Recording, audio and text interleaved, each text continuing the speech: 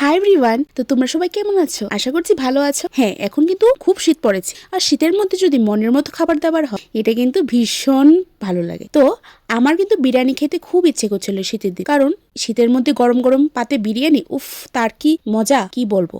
যাই হোক, তো আমি কিন্তু বিরিয়ানি অর্ডার করে নিয়েছিলাম খাবার জন্য। তো বিরিয়ানি প্যাকেজিংটা কিন্তু দারুণ ছিল, আর কোয়ান্টিটি ওয়াইজ এটা কিন্তু হাফ প্লেট বিরিয়ানি ছিল, মানে অন্য দোকানের তুলনায় কোয়ান্টিটি ওয়াইজ কিন্তু আমার একটু কমই লাগছিল। যাই হোক, তার দাম নিয়েছিল, হোম ডেলিভারি ছিল, তার জন্য দাম নিয়েছিল 150 টাকা। একটা কথা কি জানো, যে বিরিয়ানির দাম যদি 1000 টাকাও হয়, বাঙালি কিন্তু বিরিয়ানি খেতে ছাড়বে না। এটা কিন্তু তাদের খেতে হবে, মানে আমিও বাঙালি, আমিও। তো যাই হোক, বিরিয়ানিটা কিন্তু লং রেঞ্জ ছিল, আর পিসটা খুব দারুণ দিয়েছিল, আমার মনের মতো, একটু বড় সড়ো। যাই হোক, পিসটা যদি ভালো না হয় একটু ভালো লাগে। তো প্রথম কিন্তু আমি সবগুলো দিয়ে ডিম দিয়েছিল, একটা ধামসা আলু দিয়েছিল, তার সঙ্গে একটা চিকেন পিস মানে লেগ পিস দিয়েছিল। তো ভালো করে একটা বাইট দিয়ে দিয়েছিলাম। তো বাইট মানে খেতে কিন্তু ভালো লাগছিল, বাট একটু অয়েলি ছিল।